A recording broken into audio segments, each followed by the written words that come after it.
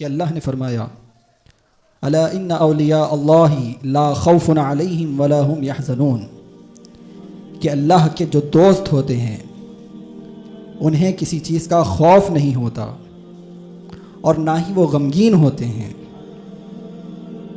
اس بات پر غور کریں کہ خوف اور غمگین ہونا یہ دو دل کی کیفیتیں ہیں۔ غمگین ہونا اور خوف ہونا، اگر کسی شخص کو خوف ہو تو اس کا دل بے چین ہو جاتا ہے، اگر کسی کو غم ہو تو اس کا دل پریشان بے چین ہو جاتا ہے، اور یہ اطمینان قلب بہت بڑی نعمت ہوتی ہے۔ اور یہ انہیں کیوں حاصل ہوتی ہے؟ جیسا کہ اللہ نے فرمایا الا بذکر اللہ تطمئن القلوب، کہ سنو دلوں کو جو اطمینان ملتا ہے وہ اللہ کی یاد سے ملتا ہے۔ اور یہ اولیاء کرام وہ ہوتے ہیں جو صبح و شام اللہ کی یاد میں زندگی گزارتے ہیں۔ ان کی صبح اللہ کی یاد میں ہوتی ہے، ان کی رات اللہ کی یاد میں ہوتی ہے، ان کا بیٹھنا اللہ کی یاد میں ہوتا ہے، ان کا اٹھنا اللہ کی یاد میں ہوتا ہے، ان کا کھانا بھی اللہ کی یاد میں ہوتا ہے، ان کا پینا بھی اللہ کی یاد میں ہوتا ہے۔ جب یہ لوگ صبح و شام اللہ تبارک و تعالیٰ کو یاد کرتے رہتے ہیں تو اللہ تبارک و تعالیٰ ان کے دلوں کو اطمینان بخشتا ہے۔ جب دل کو اطمینان ہو جاتا ہے تو پھر یہ دو جو دل کی بیماریاں ہوتی ہے، خوف اور غمگین ہونا، اللہ تبارک و تعالیٰ انہیں ختم فرما دیتا ہے۔ یہ دو بڑی نعمتیں اللہ تبارک و تعالیٰ جب انہیں عطا فرما دیتا ہے تو پھر انہیں کسی چیز کی پرواہ نہیں رہتی۔ تو اللہ فرماتا ہے الا ان اولیاء اللہ لا خوف علیہم ولا هم یحزنون۔ جو آپ ساری زندگی دیکھ لیں، کسی بھی شخص سے پوچھ لیں، اس کی زندگی میں جو سب سے بڑی چیز ہوگی وہ اطمینان قلب ہوگا، کیونکہ چاہے کوئی بھی کتنا بھی مالدار ہو وہ بھی پریشان نظر آتا ہے، کوئی کتنا بھی غریب ہی کیوں نہ وہ بھی پریشان نظر آتا ہے۔ یہ دنیاوی دولت کسی کو اطمینان قلب عطا نہیں کر سکتی۔ یہ دنیا کی دولت، شہرت، عزت، ساری چیزیں اگر کسی شخص کو عطا کر دی جائے تو پھر اسے اطمینان قلب حاصل نہیں ہوتا۔ تو پھر کس چیز سے اطمینان قلب ہوتا؟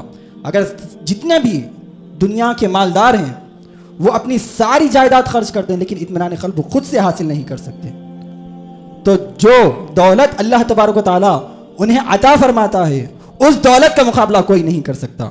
اسی لیے اللہ نے فرمایا جو خاص چیزیں نہ ہی انہیں خوف ہوتا ہے اور نہ ہی وہ غمگین ہوتے ہیں۔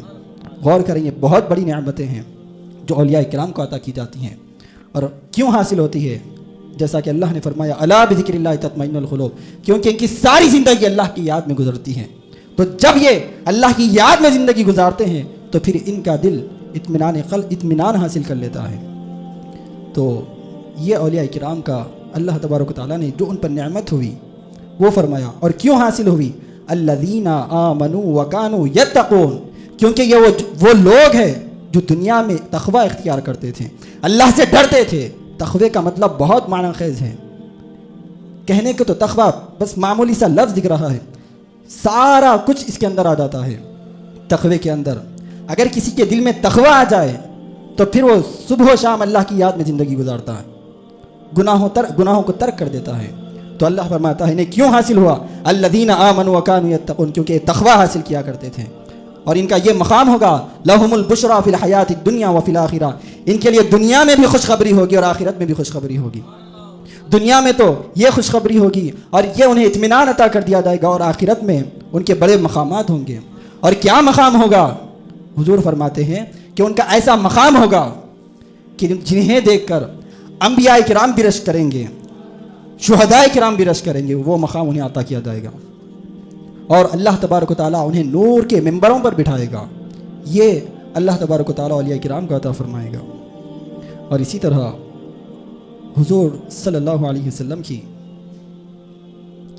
بارگاہ میں عرض کیا گیا، یا رسول اللہ صلی اللہ علیہ وسلم ایو جلسائنا خیر، کہ کون سے ہم نشین، کون سے ساتھی جن کو ہم فرینڈز کہتے ہیں بہتر ہے، سب سے بہتر ہیں؟ تو حضور علیہ السلام نے فرمایا من ذکرکم اللہ رؤیتہ، کہ جن کا دیکھنا، جن کی طرف دیکھنا، جن کی زندگی کو دیکھنا تمہیں اللہ تبارک و تعالیٰ کی یاد دلائے، وہ سب سے بہتر ساتھی ہوں گے۔ اور فرمایا وَزَادَ فِي عِلْمِكُمْ مَنْطِقُهُ، اور جب وہ گفتگو کریں گے تو تمہارے علم میں اضافہ ہو، ایسے ساتھی اللہ کے ولی اور سب سے بہتر ہوتے ہیں۔ اور اس کے بعد فرمایا وَذَكَّرَكُمْ بِالْآخِرَةِ عَمَلُهُ، کہ اس کا عمل وہ جو زندگی میں کیا کرتا ہے آخرت کی یاد دلائے۔ ایسے ہم نشین، ایسے ساتھی تمہارے لیے سب سے بہتر ہیں۔ تو یہ اولیاء کرام کی صفات حضور علیہ الصلوۃ والسلام نے بیان فرمائی کہ ان کی زندگی ایسی ہوتی ہے جب بھی انہیں کوئی شخص دیکھتا ہے تو اللہ تبارک و تعالیٰ یاد آ جاتا ہے۔ ارے کیا شخص ہے جو اللہ تبارک و تعالیٰ کی صبح و شام فرمانبرداری میں لگا رہتا ہے، اپنی زندگی گزارتا ہے۔ اور اسی طرح جو فرمایا جب کچھ لوگ اس سے جا کر گفتگو کرتے ہیں، بس اس کے پاس بیٹھے ہی ہوتے ہیں، جب بھی وہ بولتا ہے کوئی علمی بات پیش کرتا ہے اور علمی بات ہمیں بتلاتا ہے، ایسے شخص ہوں گے وہ۔ اور فرمایا وَذَكَّرَكُمْ بِالْآخِرَةِ عَمَلُهُ، جن کا عمل تمہیں آخرت کی یاد دلائے۔ یعنی جب کوئی شخص دیکھے انہیں عمل کرتا ہوا تو فوراً ذہن آخرت کی طرف چلے جائے، دیکھنے والے کا ذہن آخرت کی طرف چلے جائے، یہ آخرت کے لیے اپنی زندگی گزار رہا ہے۔ تو یہ وہ لوگ ہوتے ہیں۔ اور اسی طرح حضور علیہ الصلوۃ والسلام فرماتے ہیں، متفق علیہ حدیث مبارکہ ہے، جس کو امام بخاری اور امام مسلم دونوں نے بھی روایت فرمایا ہے۔ اور امام بخاری نے تو اس روایت کو مختلف مقامات پر نقل فرمایا خصوصاً، اور یہ حدیث ہم سب کے لیے اور خصوصاً جو بخاری اور مسلم کے شوقین ہیں، جو بخاری اور مسلم کو چاہتے ہیں، پسند کرتے ہیں، بار بار ان کا تذکرہ کرتے ہیں، ان کے لیے تو بہت بہترین تحفہ ہے جو اب میں روایت آپ کو سنانے والا ہوں کہ حضور صلی اللہ علیہ وآلہ وسلم فرماتے ہیں اذا احب اللہ العبد نادى جبریل، کہ جب کوئی شخص، جب اللہ تبارک و تعالیٰ کسی بندے سے محبت کرتا ہے تو جبرائیل علیہ السلام کو ندا فرماتا ہے، نادى جبریل، جبرائیل علیہ السلام کو بلاتا ہے، ان اللہ یحب فلانا فاحببہ، اور فرماتا ہے کہ بے شک اللہ تبارک و تعالیٰ فلاں شخص سے محبت کرتا ہے، تو بھی ان سے محبت رکھ، فاحببہ فیحبہ جبریل، تو جبرائیل علیہ السلام اس سے محبت کرنے لگتے ہیں۔ پھر اس کے بعد فرماتے ہیں فینادی جبریل فی اہل السماء، حضرت جبرائیل علیہ السلام آسمان میں ندا دیتے ہیں اور فرماتے ہیں ان اللہ یحب فلانا، کہ بے شک اللہ تبارک و تعالیٰ فلاں شخص سے محبت رکھتا ہے، فاحبوہ، تو اے آسمان والو تم بھی اس شخص سے محبت کرو۔ تو پھر فرماتے ہیں فیحبہ اہل السماء، پھر سارے آسمان والے اس شخص سے محبت کرنے لگتے ہیں۔ اس کے بعد فرماتے ہیں ثم یوضع له القبول فی الارض، پھر اس کے لیے زمین میں، زمین والوں میں، دنیا والوں کے دلوں میں مقبولیت رکھ دی جاتی ہے۔ یعنی ہر شخص اس شخص سے محبت کرنے والا ہوتا ہے، ہر شخص جو بھی دنیا میں رہتا ہے اسے پسند کرنے لگتا ہے، کیونکہ اللہ تبارک و تعالیٰ سب کے دلوں میں اس شخص کے متعلق محبت ڈال دیتا ہے۔ اور جب بڑے بڑے لوگ اس شخص سے محبت کرتے ہیں تو انہیں کئی ناموں سے، کئی القاب سے نوازتے ہیں۔ کوئی کہتا خواجہ ہند الولی، کوئی کہتا معین الدین چشتی، اور کوئی کہتا وارث النبی فی الہند کہتا، اور کوئی اور کچھ کہتا، کوئی اور کچھ کہتا۔ تو یہ اولیاء کرام کی مقام و مرتبہ اللہ تبارک و تعالیٰ کے نزدیک ہوتا ہے کہ جب اللہ تبارک و تعالیٰ کسی شخص سے محبت رکھتا ہے تو حضرت جبرائیل علیہ السلام کو حکم فرماتا ہے، پھر جبرائیل علیہ السلام سارے آسمان میں ندا دیتے ہیں، پھر اللہ تبارک و تعالیٰ ساری زمین میں اس شخص کے لیے مقبولیت لکھ دیتا ہے۔ جب ہم دیکھتے ہیں حضرت خواجہ غریب نواز رحمۃ اللہ علیہ کی ذات مبارکہ کو، اپنے غیر بھی ان سے محبت کرنے لگتے ہیں۔ آپ دیکھتے ہیں کہ مسلمان تو مسلمان، غیر مسلم بھی ان کی بارگاہ میں حاضری دیتے ہیں۔ تو اس طرح اللہ تبارک و تعالیٰ اپنے بندوں کو مقام و مرتبہ اور مقبولیت عطا فرماتا ہے۔ تو حضرت خواجہ غریب نواز رحمۃ اللہ علیہ، چونکہ 6 رجب المرجب کو حضرت کا یوم وصال ہے، اسی لیے اسی نسبت سے آج ہم ان کے متعلق چند باتیں میں آپ کی خدمت میں عرض کر کے ختم کروں گا۔ اور یہ اسی لیے کیا جاتا ہے کہ جب بھی کسی بزرگ کا یوم وصال آتا ہے تو کیوں ان کا تذکرہ کیا جاتا ہے؟ حضور فرماتے ہیں عند ذکر الصالحین تنزل الرحمہ، جب صالحین کا ذکر کیا جاتا ہے تو اس وقت اللہ تبارک و تعالیٰ رحمت نازل فرماتا ہے۔ تو اسی لیے ہم انہیں یاد کرتے ہیں، اور کیوں نہ یاد کیا جائے حضرت خواجہ غریب نواز رحمۃ اللہ علیہ کو، جن کے صدقے ہندوستان والوں کو ایمان ملا۔ یہ سب سے بڑا احسان حضرت خواجہ غریب نواز رحمۃ اللہ علیہ کا ہم پر ہے کہ آپ نے یہاں پر اسلام پہنچایا اور تبلیغ دین فرمائی۔ آپ سوچیں، جب خبر میں کوئی شخص خبر میں جائے گا تو اسے کیا سوال کیا جائے گا؟ من ربک ما دینک ما کنت تقول فی ھذا الرجل، یہ 3 سوالات ہوں گے. تو پھر یہ 3 جوابات کون دے گا؟ وہی دے گا جسے معلوم ہو. تو بتایا کس نے؟ خواجہ غریب نواز رحمۃ اللہ علیہ نے. اگر وہ نہ بتاتے تو ہمیں نہ معلوم ہوتا تو پھر آخرت برباد ہو جاتی. تو یہ سب سے بڑا احسان ہے جنہوں نے اپنے کردار سے ہندوستان بھر میں، نہ صرف ہندوستان بھر میں، ہندوستان کے باہر بھی اسلام کی روشنی کو پھیلائی. اور حتیٰ کہ یہ بات کہی جاتی ہے کہ تقریباً 90 لاکھ غیر مسلموں کو آپ نے اسلام کی دولت سے نوازا، ایمان کی دولت سے نوازا. تو یہ احسان حضرت خواجہ غریب نواز رحمۃ اللہ علیہ کا ہے.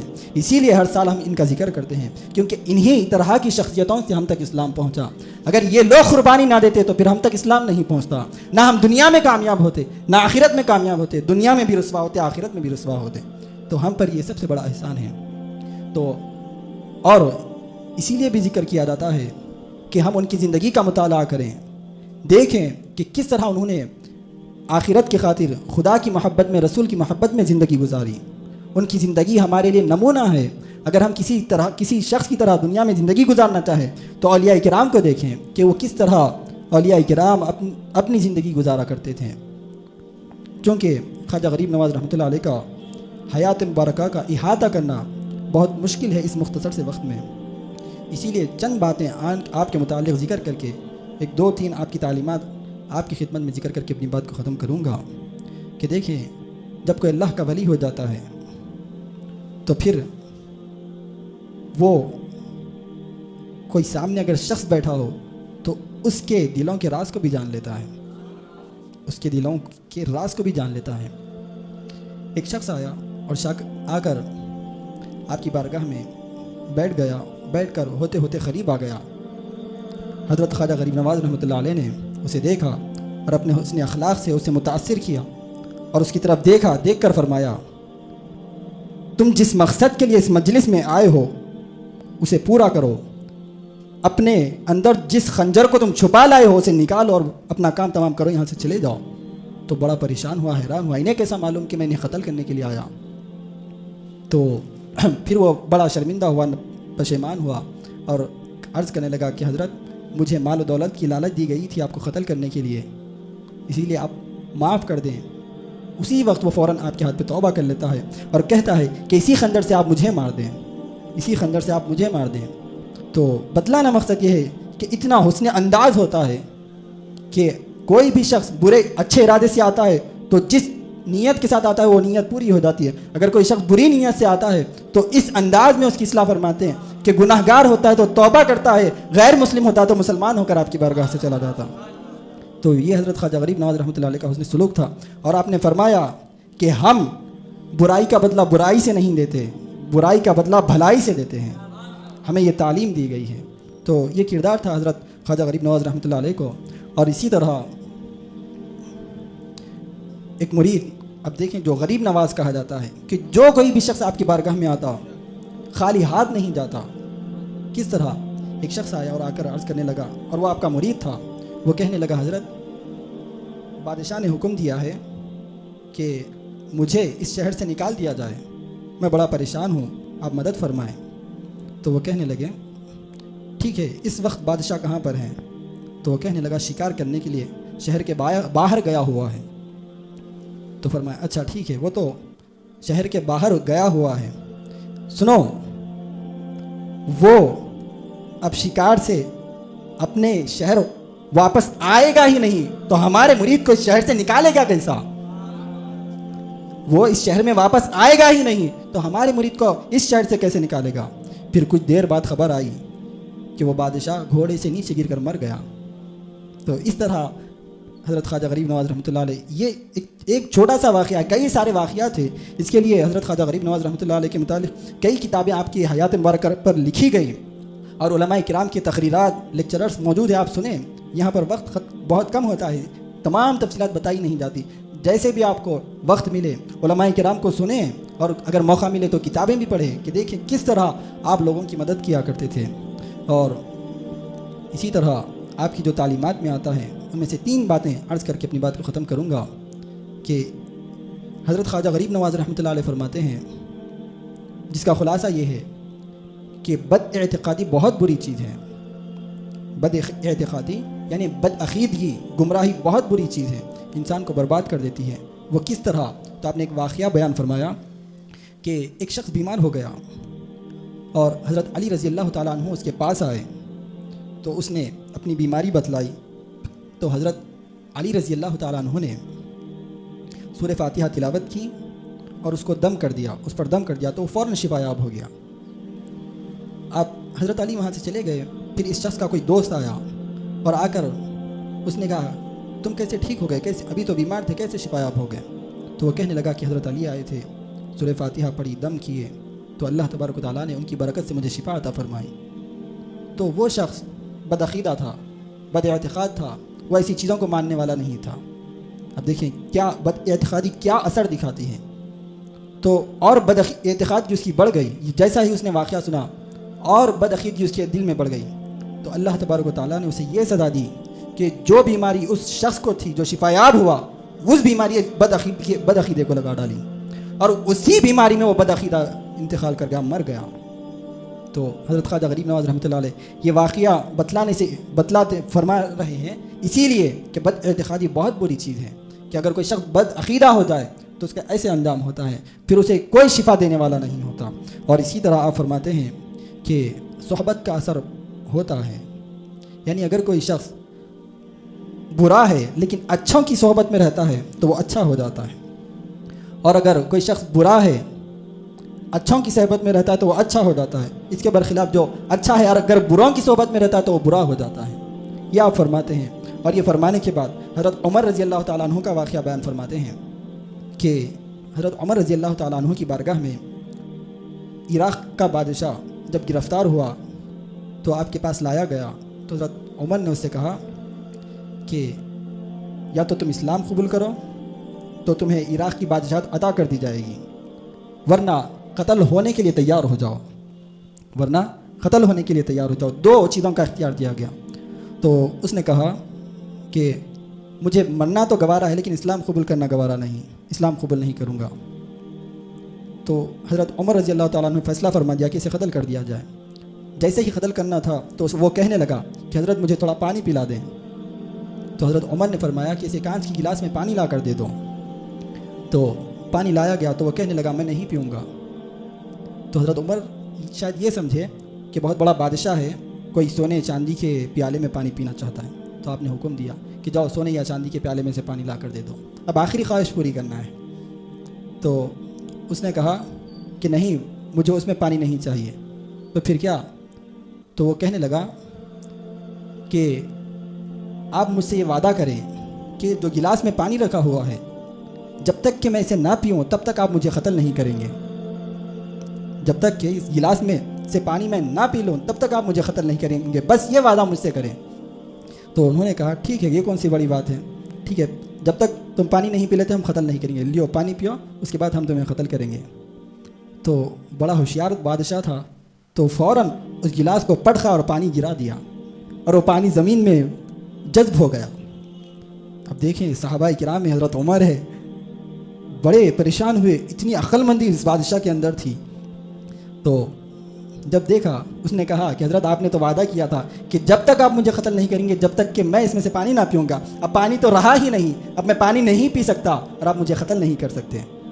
تو حضرت عمر رضی اللہ تعالیٰ عنہ وعدے کے پکے تھے، حضور کی صحبت کا اثر تھا، حضور علیہ الصلوۃ والسلام کے تربیت یافتہ صحابی تھے، آپ نے جو وعدہ کیا پورا کیا، ٹھیک ہے جا میں تجھے قتل نہیں کرتا۔ لیکن حضرت عمر نے اس وقت کیا کیا کہ اسے آزاد نہیں چھوڑا، بلکہ ایک بزرگ کی صحبت میں اسے لگا ڈالا، بزرگ کی صحبت میں اسے لگا ڈالا۔ چند دنوں کے بعد اس بزرگ کی صحبت کا اس پر یہ اثر ہوا کہ جب حضرت عمر رضی اللہ تعالیٰ عنہ تلوار کے فرما رہے تھے کہ دو چیزوں کا اختیار ہے، یا تو تلوار یا تو قتل، یعنی یا تو اسلام قبول کرو یا تو تلوار سے قتل ہو جاؤ، لیکن کچھ دنوں کے بعد وہی شخص حضرت عمر رضی اللہ تعالیٰ عنہ کی بارگاہ میں معروضہ پیش کیا کہ حضرت میں اب اسلام قبول کرنا چاہتا ہوں، اب میں اسلام قبول کرنا چاہتا ہوں۔ تو اس وقت وہ مسلمان ہو گیا۔ تو حضرت عمر رضی اللہ تعالیٰ عنہ نے کہا کہ جاؤ تمہیں عراق کی بادشاہت دے دی جاتی ہے۔ تو وہ کہنے لگا، اب بہت زیادہ دانش مند اور عقل مند بادشاہ تھا، جاتے جاتے حضرت عمر کو نصیحت کرتا چلا گیا۔ دیکھیں کہ تو حضرت عمر رضی اللہ تعالیٰ عنہ کی بارگاہ میں اسلام قبول کر لیا۔ اسلام قبول کرنے کے بعد اس نے کہا کہ مجھے بادشاہت تو نہیں چاہیے، بس آپ اتنا کریں کہ عراق میں ایک ویرانہ گاؤں مجھے دے دے، میں وہاں پر رہ کر اپنی باقی زندگی گزار دوں گا۔ ویرانے علاقے میں، ویرانے گاؤں میں رہ کر میں اپنی زندگی گزار دوں گا، بس اتنا سا گاؤں مجھے دے دے۔ تو سارا عراق چھان مارا گیا، کوئی بھی جگہ ویرانہ گاؤں نہیں ملا۔ تو وہ کہنے لگا کہ حضرت مجھے معلوم ہے، میں یہاں کا بادشاہ رہ چکا ہوں، عراق میں کوئی ویرانہ گاؤں نہیں تھا، مجھے معلوم تھا، لیکن مجھے بتلانا یہ تھا کہ میں جب بادشاہ کرتا تھا، بادشاہت کرتا تھا، تو کوئی گاؤں ویرانہ نہیں رکھتا تھا، ہر جگہ آبادی کا انتظام کیا کرتا تھا۔ لیکن جب عراق کی حکومت آپ کے تحت ہے، اب آپ کی ذمہ داری ہے کہ آپ عراق کو ایسے ہی آباد رکھیں جس طرح میں نے آباد کیا تھا۔ اگر کوئی بھی گاؤں ویرانہ ہو جائے تو پھر کل قیامت کے دن اللہ تبارک و تعالیٰ کو آپ کو جواب دینا ہوگا۔ یہ نصیحت کر چلا گیا۔ تو بتلانا مقصد یہ ہے کہ جو شخص کے سامنے بادشاہت تھی یا قتل کا ارادہ کرنے کا ظاہر فرما دیا گیا، دو چیزیں اس کے سامنے پیش کی گئی، تو اس نے موت کو قبول کیا لیکن اسلام کو قبول نہیں کیا، تلوار کے زور پر اسلام کو قبول نہیں کیا۔ لیکن حضرت عمر نے جب ایسے بزرگ کی شخص نیک لوگوں کی صحبت میں رکھ دیا تو بذات خود اسلام قبول کرنے آ گیا۔ تو دیکھیں کہ صحبت یہ اثر رکھتی ہے۔ تو حضرت خواجہ غریب نواز رحمۃ اللہ علیہ نے نصیحت کرتے ہوئے یہ واقعہ بیان فرمایا کہ نیک لوگوں کی صحبت میں رہا کرو، کیونکہ اگر کوئی برا شخص نیک لوگوں کی صحبت میں رہا کرتا ہے تو وہ نیک ہو جاتا ہے، اور اگر کوئی شخص نیک شخص برے لوگوں کی صحبت میں رہتا ہے تو پھر وہ برا ہو جاتا ہے، کیونکہ نیکوں کی صحبت نیکی سے بہتر ہے، نیکوں کی صحبت نیکی سے بہتر ہے، اور بروں کی صحبت برائی سے بہتر ہے، کیونکہ جو کوئی بھی شخص نیکی کرتا، نیک لوگوں کے ساتھ رہتا ہے تو خود بخود اس طرف چلے جاتا ہے۔ تو یہ نصیحت ہمیں حضرت خواجہ غریب نواز رحمۃ اللہ علیہ کی جانب سے ملتی ہیں، اور آپ قرآن مجید کے متعلق فرماتے ہیں کہ جب کوئی شخص قرآن شریف کو دیکھتا ہے اور پڑھتا ہے تو اسے دونوں کا ثواب دیا جاتا ہے، ایک قرآن مجید دیکھنے کا اور دوسرا قرآن مجید پڑھنے کا۔ اگر کوئی شخص ایک حرف تلاوت کرتا ہے تو اسے 10 نیکیاں عطا کی جاتی ہیں۔ تو اس کے بعد پھر جب آپ نصیحت فرمائے، پھر ایک واقعہ بیان فرمایا کہ قرآن کا جو احترام کرتے ہیں، جو اس کا ادب کرتے ہیں، انہیں کیا مقام و مرتبہ اور انہیں کس چیز سے نوازا جاتا ہے۔ تو آپ نے فرمایا کہ محمود غزنوی ایک بادشاہ تھا، لیکن وہ قرآن کا بڑا اہتمام کیا کرتا تھا، بڑا احترام کرتا تھا، بڑی عزت قرآن کو دیا کرتا تھا۔ جب وہ محمود غزنوی کسی کے گھر پر گیا تو اسے وہاں پر رکھا گیا اور رات گزارنی تھی، اور جو کمرہ اسے دیا گیا تھا رہنے کے لیے اس میں قرآن مجید رکھا ہوا تھا۔ تو اس نے جب دیکھا کہ یہاں قرآن مجید ہے تو بڑا پریشان ہوا، بڑا کہ اب یہاں قرآن مجید ہے اور میں کیسے سوں یہاں پر۔ تو اس نے یہ سوچتے ہوئے ساری رات گزار دی، سویا نہیں۔ تو پھر جب اس کا انتقال ہوا تو کسی نے خواب میں دیکھا تو اس سے پوچھا کہ آپ کے ساتھ کیا معاملہ ہوا؟ تو محمود غزنوی نے سارا واقعہ سنایا اور کہا کہ جب میں نے قرآن کا احترام کیا تو اللہ تبارک و تعالیٰ نے اس کے بدلے میری بخشش فرما دی۔ تو یہ چند نصیحتیں اور چند تعلیمی باتیں حضرت خواجہ غریب نواز رحمۃ اللہ علیہ کی تھی، جو آپ کی خدمت میں نے عرض کی۔ اللہ تبارک و تعالیٰ سے دعا ہے کہ اللہ تبارک و تعالیٰ ہمیں اولیاء کرام کی محبت ہمارے دلوں میں عطا فرما، اور ہمارے قلب میں اللہ تبارک و تعالیٰ اولیاء کرام کی محبت رکھیں۔